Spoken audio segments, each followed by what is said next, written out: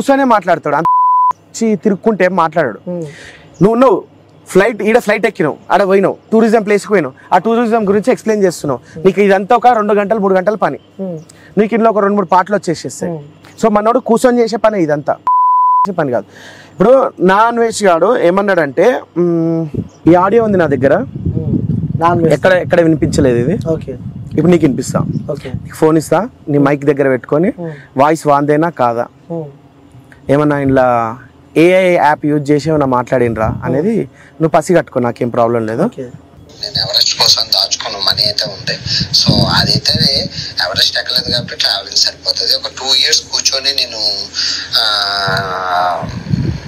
Views వచ్చినా రాకపోయినా నాకేం ప్రాబ్లం లేదు నేను ట్రావెల్ చేసుకోగలను so 2 years enough for travelling money అనమాట సో ఇదంతా కాంట్రవర్సీస్ ద్వారానే వచ్చిందనే చెప్పుకోవాలి సో నాన్ వెజ్ వాయిస్ ఇది సో వ్యూయర్స్ మీకోసం మరోసారి వినిపించే ప్రయత్నం ఎవరెస్ట్ కోసం దాచుకున్న మనీ అయితే ఉంది సో అదైతే ఎవరెస్ట్ ఎక్కలేదు కాబట్టి ట్రావెలింగ్ సరిపోతుంది ఒక 2 years కూర్చొని నేను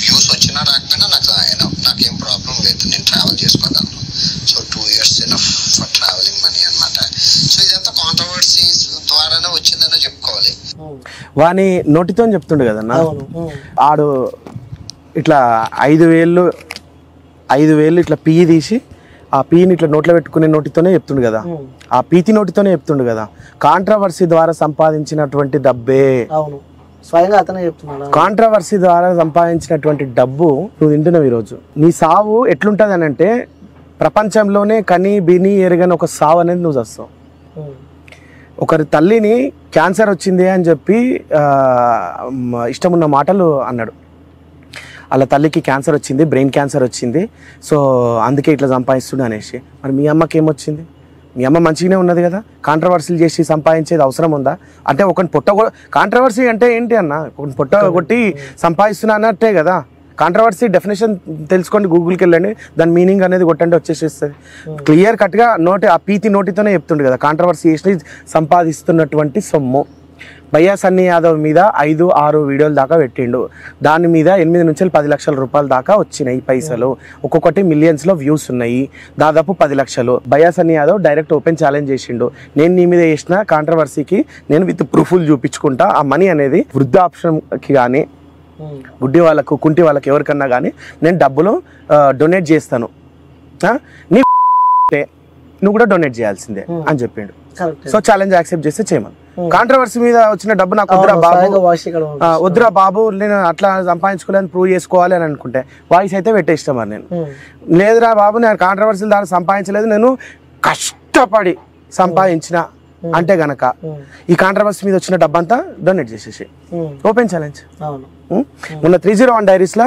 నువ్వు నా మీద 2 వీడియోలు పెట్టావు దాని మీద నా మీద బతుకుతున్నావురా నువ్వు అని చెప్పిండు నువ్వు 2 వీడియోలు పెడితే నా మీద బతుకుతున్నావురా నా మీద తెస్తున్నారా నీకు వ్యూస్ అని అన్నాడు మరి భయ్యా సన్నీ యాదవ్ మీద కాంట్రవర్సీ చేసే కదా నువ్వు బతకాలనుకుంటుంది నేను 2 వీడియోలు పెట్టినా నువ్వైతే 5-6 వీడియోలు పెట్టినావు నాకు నీ 2 వీడియోలకు 2 లక్షల వ్యూస్ వచ్చినాయి నాకు మా అయితే 5,000-10,000 వచ్చుంటాయి అనుకుందాం నీకైతే నీ దుబాయ్ యాడ్సెన్స్ 10 లక్షలు వచ్చినాయి కదా కాదని చెప్పి రెవెన్యూ చూపిమని కాదు రాలేదు revenue open challenge so non veg గారు మీరైతే వీడియో చూసినట్టయితే సో విజ్జుగోల్ అయితే నాన్ వెజ్ గారా నాన్ వెజ్ అరే నీకే చెప్తుండే చెప్పు ఇప్పుడు నీ లాంగ్వేజ్ నువ్వు చెప్తున్నావు నా లాంగ్వేజ్ నేను చెప్తున్నా వానికి ఒక దేశద్రోహికి నువ్వు మర్యాద ఇస్తున్నావు నువ్వు ఒక భారతీయుని అని మర్చిపోవద్దు ఒక దేశద్రోహికి మన దేశాన్ని తిట్టేటోనికి నువ్వు మర్యాద ఇచ్చి మాట్లాడు సో కేసులు ఉన్నట్టు ప్రూఫ్ అయితే కాదు నా దగ్గర అయితే అంటే నేను నీ ఛానల్ కి నేను చూపియాను నీ కంటికి చూపిస్తా నీ మనసు మీద ఇప్పుడు ప్రూఫ్లు చూపి నాకు మన మీద దేశద్రోహి కేసు నేను నీ కంటికి చూపిస్తా నేను నీకు చూపిస్తా నీ ఛానల్ కి నేను చూపియాను ఎందుకంటే ఈ బ్యాక్గ్రౌండ్ లో మేము చాలా వర్క్ చేస్తున్నాం నేను డైరెక్ట్ తీసుకొచ్చి నీకు చూపిలేను నాకు ఇంకా చాలా వెరిఫికేషన్లు ఉన్నాయి చాలా ప్రూఫ్లు వచ్చేది ఉన్నది నేను ఒక్కొక్కటి ఇట్లా గ్యాదర్ చేసుకుంటూ పోతున్నా డైరెక్ట్ మీ ఛానల్ కి అయితే నేను ఆ ప్రూఫ్ ఇవ్వలేను నీకు మనస్సాక్షి ఉంది అని అంటే నువ్వు నమ్ముతున్న దేవుడి మీద ఒట్టేసి నేను చూపించింది కరెక్టా కాదా ఆ ఎఫ్ఐఆర్ ఉందా లేదా అనేది చెప్పు గ్రౌండ్ లెవెల్ నుంచి పోయినట్టు రిచ్ గౌడు అనుకుంటున్నాము టీం వర్క్ అన్నా టీం వర్క్ యాక్చువల్ గా టీం వర్క్ కాదన్నా ఇది మనకి ఎవరైతే బాధితులు ఉన్నారో బాధితులు వాడు చేసిన అక్రమాలు అరాచకాలు ఏవైతే ఉన్నాయో బాధితులు కూడా వాని బాధితులు ఉన్నారు. వాళ్ళు మనకు బ్యాక్గ్రౌండ్ లో వర్క్ చేసుకుంటూ ఒక్కొక్కటి ఇట్లా పుట్ట గొడుగులు లెక్క తీస్తున్నారు. ఇప్పుడు నేను చదువుతున్నాను, complaint has filed at cyber crime Hyderabad. దమ్ముంటే నా అన్వేషణకి మీరు సపోర్టివ్గా వస్తే హైదరాబాద్ సైబర్ క్రైమ్కి వెళ్ళి కేసు ఉందా లేదా అని చెప్పి ఒక జర్నలిస్ట్ వెళ్తేనే ఇస్తారు. కామన్ మ్యాన్ వెళ్తే వాళ్ళు ఒక జర్నలిస్ట్ మళ్ళీ మీకు ఐడి కార్డు ఉండాలి, ఒక రిజిస్ట్రేషన్ ఐడి కార్డు ఉండి అది 10, 20, 30 ఒకటి ఉంటుంది, అది చలన్ కట్టుకుంటే మీకు ఇస్తారు ఆ పేరు మీద. బై ఒక ఫ్యామిలీ, ఒక కమెడియన్ ఫ్యామిలీ, ఒక టాప్ ఫిలిం మన తెలుగు ఫిలిం వాళ్ళ family under section act 2000. So ఈ ఎఫ్ఐఆర్ నెంబర్ చూసి ఇది కొంచెం ఇలా జరపండి. ఇది ఎఫ్ఐఆర్ నెంబర్, ఇది నేను ఓపెన్ ఛాలెంజ్ చేస్తున్నా. ఇలా జరిపితే ఒక చార్ట్ వచ్చింది మీకు, అది ఎవరు పెట్టిండ్రు అనేది మీకు చదవద్దు మీరు. టాప్ ఒక కమిడియన్ వాళ్ళ భార్య పెట్టింది, ఆ టాప్ కమిడియన్ వాళ్ళ భార్య వీని మీద పెట్టింది. వాడు ఏమన్నాడు తెలుసా, వాళ్ళ ఫ్యామిలీలో ఎవరో ఒకరు చచ్చిపోవాలంట, వాళ్ళ ఫ్యామిలీలో ఈ కమిడియన్ ఫ్యామిలీలో ఎవరో ఒకరు చచ్చిపోవాలని చెప్పి ఇష్టం వచ్చినట్టు నోటికి ఎంత వస్తే అన్ని బూతులు తిట్టిండ్రు వాళ్ళని. ఆమె పెట్టిన ఒక యాక్ట్ ఇది. ఇంకొకటి స్వాతి అనే అమ్మాయిని ఆమెను ప్రెగ్నెంట్ చేసి ఇక్కడ నుంచి పారిపోయిండు. కాదు అనేసి అంటే రండి భీమిలికి వెళ్దాం, నాతో ఎంతమంది వస్తారో నేను ట్రక్కులు కట్టమంటారా, డీసీఎంలు కట్టమంటారా, పైసలన్నీ నాయి, తిండి అంతా నాది. అపోజ్ చేసే వాళ్ళు మాత్రమే రావాలి. మళ్ళీ అన్న నేను నీ అభిమానిని వస్తా చూస్తా నీ వెనకాల వస్తా అట్లా కాదు, అపోజ్ చేసే వాళ్ళు మాత్రమే రావాలి. రండి నేను ట్రక్కులు కట్టి భీమిలికి తీసుకెళ్తా. రెండోది 35 లక్షల నుంచి ₹1 కోటి సంపాదిస్తున్న టాప్ యూట్యూబర్ అయిన నా అన్వేషణ తల్లిని ఎట్లా చూసుకుంటుండో తెలుసారా, గాడిదెళ్ళారా. నెలకి తిండికి తప్ప అంటే ఒక బియ్యం బస్తాకి పప్పు ఉప్పులకు ఎంత అవుతుంది అని అనుకుంటున్నావు, 5,000 అవుతుందా, 5,000 అవుతుందా. టాప్ ఇండియన్ యూట్యూబర్ అయిన నా అన్వేషణ వాళ్ళ తల్లిని రోడ్డు మీద పడేసి జస్ట్ ఒక నెలకు ఒక 5,000 నుంచి 8,000 తప్ప, నేను ఎక్కువ చెప్తున్నా, ఇంకా 2,000 కావచ్చు 3,000 కావచ్చు, ఆమె ఒక ఫిగర్ చెప్పలేదు.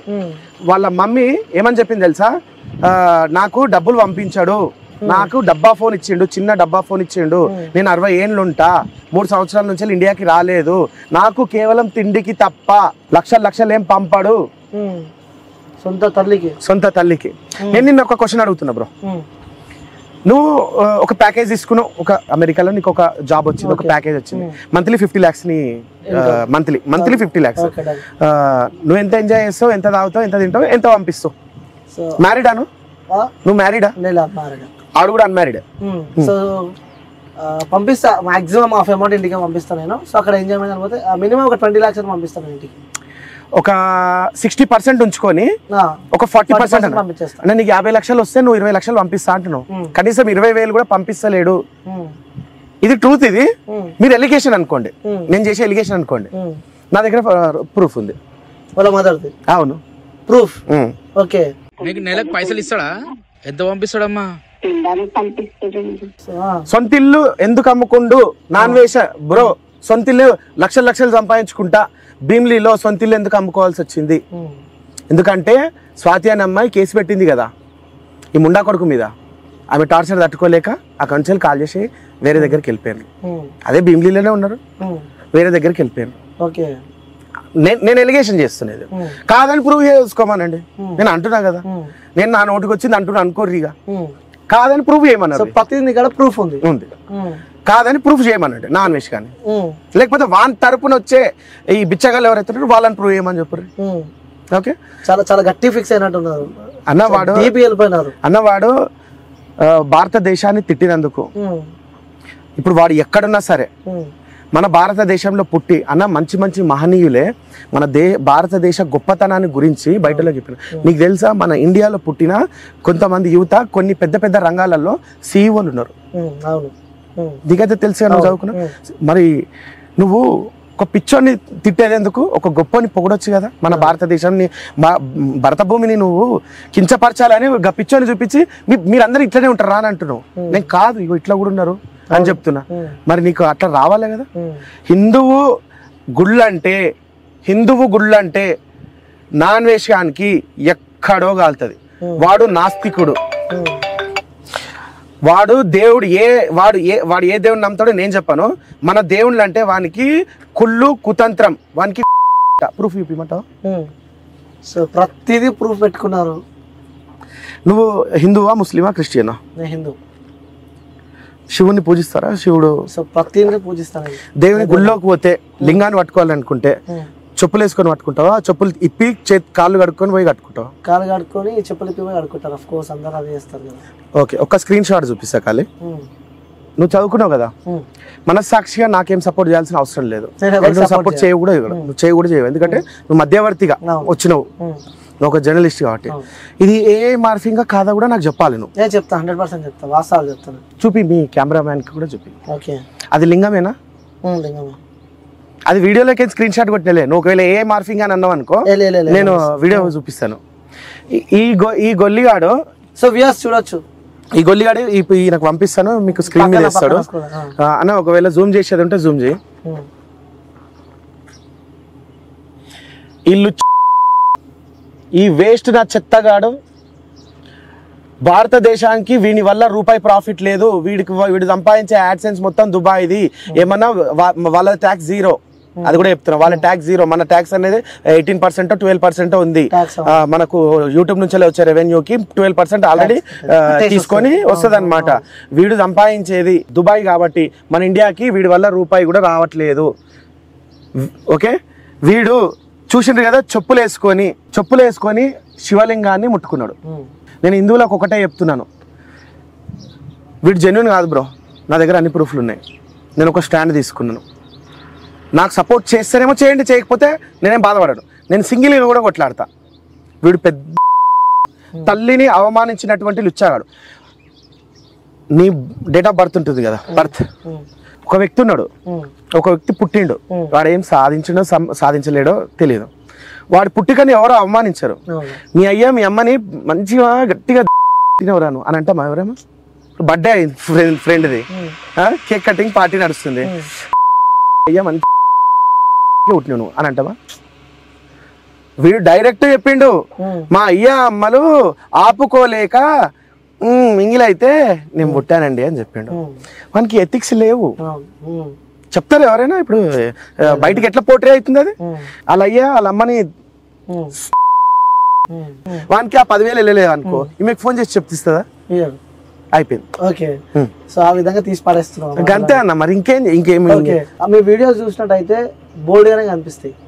సో ఎప్పుడు ఏమనిపించలేదా బోల్డ్ వీడియోలు చేస్తుంటే? ఏ వీడియో చూసి బోల్డ్ అంటే నార్మల్ గా తాగుకుంటే వీడియోలు చేసుడు కానీ, లేకపోతే ఇంకొకరిని కించపరిచే విధంగా కానీ, సో ట్రోలింగ్ చేయడం కానీ, డిఫరెంట్ ట్రోలింగ్ ఉంటుంది మీది.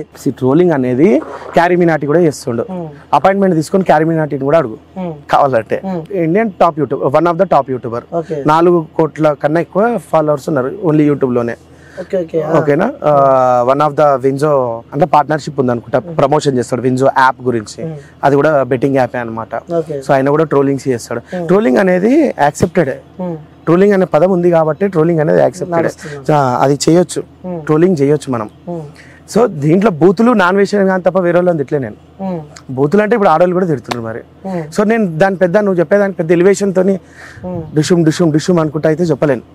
సో ట్రోలింగ్ అనేది యాక్సెప్టెడ్. నీకు ఇప్పుడు బూతుల గురించి వస్తావా? మొన్న ఒకటి వెంకటేష్ అండ్ రానా ఒక సినిమా ఓటీటీలో సినిమా తీసిండ్రు. దాంట్లో నీ అని ఒక వాడు ఉంటుంది, నీ గుద్ద ఒక వాడు ఉంటుంది, సెక్స్ కి సంబంధించిన ఒక ఫుటేజ్ కూడా ఉంటుంది. అంటే డైరెక్ట్ ఉండదు, జస్ట్ ఇట్లా ఒక గ్లాస్ మధ్యలో ఉంటుంది. వాళ్ళిద్దరు ఒక ఆమె వంగుతుంది, పైన ఇట్లా నిలబడి వేస్తుంటాడు అనమాట. సో డైరెక్ట్ ఓటీటీలోనే బూతులు వస్తున్నప్పుడు నేను ఎంత చెప్పు, అంతే సింపుల్. ఒకవేళ ఎవరికైనా బాధ అనిపిస్తే కేసు వేయండి, రెడీ ఉన్నారు. అది కూడా ఫేస్ చేయాలి. మనసుగానే అనిపిస్తుంది కదా, అదే వీడియోలు చేస్తున్నా ఏమన్నా చూసేవాళ్ళు ఏదైనా అనుకుంటారా? ఇది యాక్సెప్టెడ్ అన్నా. చూసే వాళ్ళు ఏమన్నా ఇప్పుడు ఈ పాయింట్ వేసుకోవడం వల్ల నాకు అందం వచ్చింది అని నేను అనుకుంటున్నాను. చూసేవాళ్ళు ఏమన్నా అనుకుంటారేమో, నేను జర పైకి ఉంది కదా కింది ఇట్లా, ఇది ఆల్రెడీ ఇది పాయింట్, ఇది వేసుకునేదే. ఇది చూసేవాళ్ళు ఏమైనా అనుకుంటారేమో ఉల్టా వేసుకున్నా, ఇట్లా ఏముండదు. ఇక ఇది యాక్సెప్టెడ్ అని నేను అనుకుంటున్నా, యాక్సెప్ట్ చేసేసిన. నన్ను నా ఫ్యామిలీ మెంబర్స్ అడగలేరు ట్రోలింగ్ ఎందుకు చేస్తున్నారు అని చెప్పి. చిన్న పిల్లలు చేస్తుండ్రు, ఆడవాళ్ళు చేస్తుండ్రు, అందరు చేస్తుండ్రు, అందరు చేస్తుండ్రు. సో అందరు చేస్తున్నప్పుడు నేనేం తప్పేం చేయట్లేదు. నేను ఒక్క నాన్ వెజిటేరియనే తల్లి గురించి తిడుతుండే కాబట్టి నేను కూడా వాడిని తల్లిని తిడుతున్నా. ఓకే, సో మీరు కూడా మంచి famous YouTuber. Thank you so much. So మీకు ఇష్టమైన యూట్యూబర్ ఎవరు? నాకు ఇష్టమైన యూట్యూబర్ ఎప్పుడో ఏమో అనుకోలేదన్న, ఖచ్చితంగా ఈయన వీడియోలు చూడాలి ఆయన వీడియోలు చూడాలని చెప్పి ఎవరేం అనుకోలేదు నేను. ఎవరేం అనుకోలే. ఉన్నదాకా ఒకటి ఉండే ఒక అతను ఉండే కానీ ఇక ఆయన మీద కూడా అంత అభిమానం ఏం లేదు, ఎందుకంటే ఇది అభిమానాలు పెరుగుతుంటాయి తగ్గుతుంటాయి. సో ఇప్పుడు ప్రస్తుతానికి అయితే ఎవరు లేరు, ఏ యూట్యూబర్ లేరు. ఎవరు లేరు. సో ఇంకోటి మీ యూట్యూబ్ స్టార్ట్ చేయాలంటే ఇట్స్ నాట్ ఏ ఈజీ అనమాట. అది చాలా కష్టాలు ఉంటాయి. ఒక వీడియో చేయాలంటే దాని వెనకాల కష్టాలు సో మనం ఫేస్ చేసాం కాబట్టి తెలుసు. సో ఎవరు సపోర్టివ్ పెట్టుకుంటుండే మీ టీం సంబంధించిన వాళ్ళు? అర్థం కాలేదు. సపోర్ట్ టీంకి టీం ఉందా అంటున్నా, మీ టీం సపోర్ట్ ఏ విధంగా? నేను చంద్ ఇద్దరమే ఉంటాం. దాని తర్వాత ఎడిటర్లు వాళ్ళ శాలరీ బేస్డ్ వాళ్ళు దూరం ఉంటారు. నాకు ఆఫీస్ దగ్గరకు వచ్చి చేయరు, నేను ఆన్లైన్ లో పంపించేస్తే ఆన్లైన్ లో వీడియో నాకు పంపించేస్తారు. టీం అంటే ఏం లేదు, నేను చందు మిట్టు లడ్డు. ఇప్పుడు ప్రస్తుతానికి లడ్డు అనేటైనా యాడ్ అయ్యాడు. నేను చందు మిట్టు ముగ్గురం అయితే ఫస్ట్ నుంచి చేస్తున్నాము. సో ఫ్రేమ్ లా విజ్జుగౌడ్ ఉంటే పక్కన యాంకర్ చందు. సో ఇద్దరు జోడి ఒక ఫ్యాంటసీ అనేది క్రియేట్ చేసినాము. మేమిద్దరం ఉంటే ఒక ఫన్ జనరేట్ అవుతుంది, వేసుకుంటారు అనే ఒక ఫ్యాంటసీ. లాలీపాప్ ఇంటర్వ్యూ అనే పదం, ఓ లాలీపాప్ అనే పదాన్ని మేము ట్రెండింగ్ లకు తేవాలనుకున్నాము. ఎందుకనంటే ఇప్పుడు ఏదో ఒక పదం ఉండాలి. ఇప్పుడు జబర్దస్త్ అని ఉంది, జబర్దస్త్ కామెడీ షో ఉంది, ఆ పదం ఉంది జబర్దస్త్ అని, మేము లాలీపాప్ అని పెట్టాం. లాలీపాప్ ఇంటర్వ్యూ హ్యాష్ ట్యాగ్లు పడాలి, లాలీపాప్ అనుకుంటాగానే మాదే రావాలి ఫస్ట్ ఆఫ్ ఆల్, అలా వీళ్ళు అన్నట్టు ఇట్లా ఆ టైప్ లో రావాలి. So one word about Chandu అంటే ఏం చెప్తారు? చందు వన్ వర్డ్ కాదు, చందు గురించి చెప్పాలంటే పెద్ద ఎస్ఐ ఉంటది. వన్ వర్డ్ అంటే గుడ్ పర్సన్ అంట. లేదు ఆయన గురించి ఏమైనా చెప్పండి అనేసి అంటే మంచోడు. ఇంత ముందుకు కొన్ని క్లాషెస్ మాకు కూడా వచ్చినాయి, కొంచెం దూరం ఉండే. దాని తర్వాత అర్థం చేసుకుండు, విజ్జు అనేటోడు జెన్యునా కాదా అని అర్థం చేసుకుండు. ఆయన కూడా ఎంతో మంది దగ్గర ఎక్స్పీరియన్స్ అయ్యిండు, మోసపోయిండు. అన్నయ్యని ఛానల్ ఆయన ఛానల్ హ్యాక్ చేసిండు అన్నయ్యని. దాని తర్వాత నా దగ్గరకు వచ్చిన తర్వాత ఆయనకు 1 లక్ష రెవెన్యూ, నాకు ఒక 2,50,000 రెవెన్యూ వస్తుంది. ఇద్దరం హ్యాపీగా ఉన్నాం. ఆయనకు వాళ్ళ దగ్గర ఉన్నప్పుడు ఓన్లీ శాలరీ బేస్డ్ మీదనో లేకపోతే 10,000 20,000 రెవెన్యూ వస్తుండే నెలకి. ఇప్పుడు నా దగ్గరకు వచ్చిన తర్వాత ఆయన బతుకుతుండు, నేను బతుకుతున్నా. సో ఇద్దరు హ్యాపీగా బతుకుతున్నారు. ఇద్దరు హ్యాపీ, ఒకరు పుల్లలు పెట్టుకోకుండా బతుకుతున్నారు. సో వ్యూవర్స్ అన్నారు మీరు ఫ్రేమ్ లో మీ ఇంటర్వ్యూ కనిపిస్తే ఫుల్ ఎంజాయ్ చేస్తారన్న ఆ కామెడీ ఫన్ గానీ. సో మీరు ఎవరు ఇంటర్వ్యూ చేయాలంటే భయపడతారు మగటోళ్ళు. అవును, ఏం అడుగుతారు రా బాబు, ఏం క్వశ్చన్ కిందికి వెళ్ళి ఇస్తాడా పైన పెడతాడు అని చెప్పి కూడా ఒక ఏంటి అట్లా సడన్ గా ఇట్లా ఈ కాన్సెప్ట్ తీసుకురావడానికి మెయిన్ ఉద్దేశం ఏంటంటారు? అన్న ఎంటర్టైన్మెంట్ అన్న. ఇప్పుడు నువ్వు అంటున్నావు ఎంజాయ్ చేస్తారు వ్యూవర్స్, ఓన్లీ వ్యూవర్స్ ఎంజాయ్ చేయడానికి మాత్రమే. ఫర్ ఎగ్జాంపుల్ యువశేఖర్ కొడంగల్ని అరే ఇంటర్వ్యూ చేస్తాము, పర్సన్ ని అంత ఏజ్ ఉన్నాడు కాబట్టి ఏ యూట్యూబర్ కూడా ఏంది రా అన్నాడు. మేము ఆ కెమెరా ఆఫ్ అయిపోయిన తర్వాత హాయ్ హాయ్ బాయ్ బాయ్ అన్న తమ్ముడు, ఆయన తమ్ముడు అంటాడు, మేము అన్న అంటాం. ఆయనకు ముందే చెప్తాము. సో ఈ ఇంటర్వ్యూ అనేది నా ఇష్టం ఉన్న క్వశ్చన్స్ నేను అడుగుతా, కానీ నేను తిడతా. నీకెంత కావాలి, నీకు ఇంత కావాలంటే ఓకే, లేదు అభిమానం కోసం చేస్తా అంటే ఓకే, లేదు నాకు డబ్బులు కావాలంటే డబ్బులు ఇచ్చి చేస్తా, అంతే. పైసలు ఇచ్చేసి చేస్తాం. కంటెంట్ అనేది స్క్రిప్ట్ కాదు. మేము ఫస్ట్ తిట్టేది అనేది చెప్తాం. తిడతాం రా బాయ్, నీకు ఓకేనా, నేను తిడతా, నా కోపం వస్తే నేను తిట్టే చేస్తా. కెమెరా ఆఫ్ అయిన తర్వాత అన్న అంట, అప్పటి వరకు అన్నాను. మరి ఓకే నాకు ఇంత కావాలి 3,000 అంటాడు, తిడతావా, సరే ఇంకో 1,000 ఎక్కువ అయిపోయా, ఓకే అట్లా సెట్ చేస్తారు అంతే. సో ఒకటి ఎలిగేషన్ అనాలా లేకుంటే ఒక మచ్చ అనాలా లేకుంటే ఏమన్నా తెలియదు, ఎదుగుదామని చెప్పి వచ్చే ప్రతి ఒక్క ఇన్స్టాగ్రామర్లను కానీ యూట్యూబర్లను కానీ తొక్కేస్తారు. ఎవరు? మేము గౌడ్ చందు వాళ్ళని హింసిస్తారు. లైక్ ఆ మాటలతోనే వాళ్ళని చాలా ఇబ్బంది పెడతారు. వాళ్ళ నెగిటివ్ ఏ దాంట్లో వీళ్ళిద్దరు ముందు ఉంటారు అని చెప్పి ఒకటి నడుస్తుంది. మేము ఎంతమందిని అయితే ట్రోల్ చేసినామో అవి నీకు టైం ఉంటే ఒక్కొక్క పర్సన్ 10 వీడియోలు చేస్తే ఒకటే వీడియో ప్లే అయ్యి ఆ ఒక్క వీడియోకి ఫోన్ చేయి, అరే వీళ్ళు నిన్ను తిట్టిండ్రు, మళ్ళా వీళ్ళే ఇంటర్వ్యూ తీసుకుండ్రు, నీకేమనిపించింది అని అడుగు అన్న వాళ్ళు చాలా మంచి వాళ్ళు. నేను 100 అడిగితే 200 నాకు ఇచ్చిండ్రు, 1000 అడిగితే 1500 ఇచ్చిండ్రు అంటారు. డబ్బులు అవసరం లేనోడు కూడా వస్తే ఇంటర్వ్యూ చేసి వానికి తీసుకో రాను చార్జ్ ఫుడ్ 1000 రూపాయలు చేతిలో పెట్టే పంపిస్తాం. సరే మీరైతే ప్రజెంట్ సక్సెస్ ఎంజాయ్ చేస్తున్నారు. సో అంటారు కదా ప్రతి సక్సెస్ కి ఒక తోడు గానీ ఒక సపోర్ట్ గానీ ఉంటుంది. సో మీ సక్సెస్ వెనకాల తోడు గానీ సపోర్ట్ గానీ అంటే ఏం చెప్తారు? మా అన్న అని చెప్పొచ్చు, మా డాడీ అని చెప్పొచ్చు, మా అమ్మ అని చెప్పొచ్చు, మా భార్య అని చెప్పొచ్చు. ముఖ్యంగా అంటే మా భార్య, ఎందుకంటే నాకు ఎటువంటి రిస్ట్రిక్షన్ చేయలేదు, ఈ వీడియో తీయకు, ఈ అమ్మాయితో ఇంటర్వ్యూలు చేయకు, ఇట్లా నాకు యూట్యూబ్ లో మా భార్య నన్ను సపోర్ట్ చేసినట్టు ఏ భార్య చేయలేదన్న ఉద్దేశం నాకు. ఎందుకంటే తను నాకు ఏ విషయంలో కూడా కొందరికి అనుమానాలు ఉంటాయి. ఒక అమ్మాయితో ఇంటర్వ్యూ చేసినావు అనుకో, ఆ అమ్మాయిని నువ్వేమైనా చేసినావు, అంత ఫ్రీగా ఎందుకు మాట్లాడుతున్నావు, ఏదో ఉంది మీ ఇద్దరికి అని చెప్పి ఫోన్లు చెక్ చేయడము ఇలాంటివి ఉంటాయి. సో మా దగ్గర అలాంటివి లేవు. సో యూట్యూబ్ పరంగా గొడవలు వస్తుంటాయి, ఇంట్లో కూరల కారం ఎందుకు ఎక్కువ వేసినావు, నీళ్ళు చల్ల ఎందుకు ఇచ్చినావు, నన్ను ఆడికి తీసుకెళ్ళి ఇడి తీసుకెళ్ళి, ఇలాంటివి వస్తాయి. కానీ సీరియస్నెస్ గా చెప్పాలంటే నేను సంపాదించే సంపాదనకి ఎప్పుడు అడ్డుపడలేదు. ఇది ఇట్లా చేయకు, అది అట్లా చేయకు, యూట్యూబ్ లో కోకు, ఇది చేయకు, అది చేయకు, నువ్వేమన్నా వేసుకో, నీకు ఒక మెంటాలిటీ ఉంది, దాని ప్రకారం చూసుకో. సో ప్రతి విషయంలో సపోర్ట్ చేయ. అది నా భార్య అని చెప్పొచ్చు ముఖ్యంగా, తర్వాత మా అన్న అని చెప్పొచ్చు, తర్వాత మా డాడీ అని చెప్పొచ్చు. అంతే, బయట వాళ్ళు అయితే సపోర్ట్ చేయలేరు. ఇక చందా అని కూడా చెప్పొచ్చు. సక్సెస్ఫుల్ గా రన్ అవుతుంది ఈ రంగంలో, బాగుంది కాబట్టి చందుది కూడా ఈ సక్సెస్ లో ఒక భాగం అని చెప్పొచ్చు. సో మీ అభిమానించే వ్యక్తులకు కానీ మీ ఫ్యాన్స్ అనుకోవచ్చు, సో వాళ్ళకి చెప్పాలంటే ఏం చెప్తారు? ఏం లేదు, మీకు నేను ఏం చెప్పాలనుకుంటున్నా అంటే, నేనైతే ఏమైతే చెప్తున్నా ఒక క్లారిటీతో చెప్తాడు అని అర్థం చేసుకొని నాకంటూ ఒక స్థాయిని ఇచ్చిండ్రు. Thank you so much.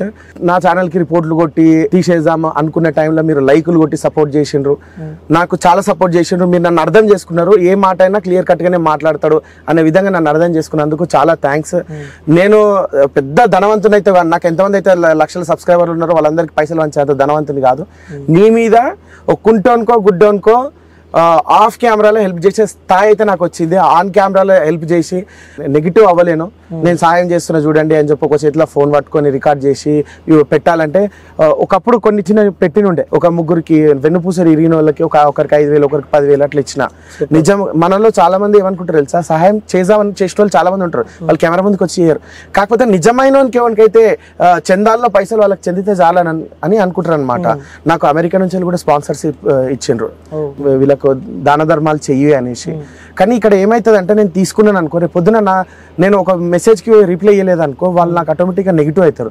అందుకని కొన్ని కట్ చేసేసిన, వద్దు నాకు వస్తున్నాయి, నా డబ్బులు వస్తున్నాయి వద్దు అని చెప్పేసి. వాళ్ళు ఇచ్చిన పైసలల్లో ఒక 20% నేను తిని 80% ఇచ్చిన రోజులు కూడా ఉన్నాయి. సో నన్ను అర్థం చేసుకున్నందుకు thank you so much. And మీరు లక్షలలో అప్పులు ఉండొచ్చు, కోట్లలో అప్పులు ఉండొచ్చు, వేలలో అప్పులు ఉండొచ్చు, మీ అందరికి నేను హెల్ప్ చేయలేను. నేను నా ఆఫ్ కెమెరా ముందే ఏమైనా హెల్ప్ చేస్తే చేస్తున్నాను, లేకపోతే లైట్ తీసుకుంటున్నాను. హిందుత్వంలో కానీ, ముస్లింలో కానీ, క్రిస్టియానిటీలో కానీ, బైబుల్లో కానీ, ఖురాన్లో కానీ, భగవద్గీతలో కానీ, ఈ చేయితోనే నువ్వు దానం చేస్తే ఈ చెయ్యికి తెలియవద్దు అనే మాటనే చెప్పిండ్రు అన్నీ కూడా.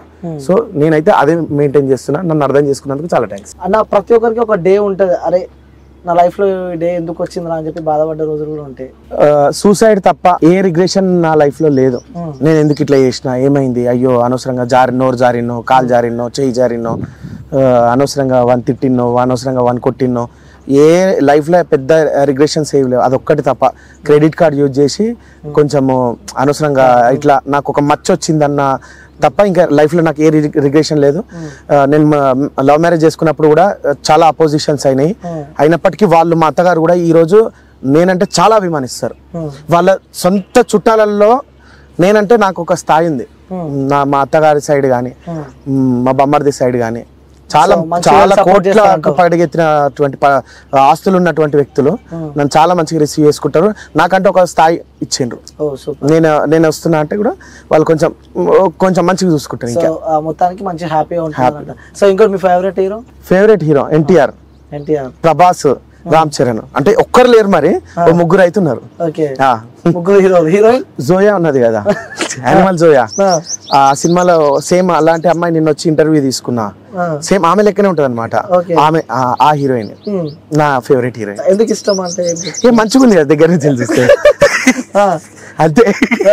సినిమా చూసి ఫ్యాన్ అయినా?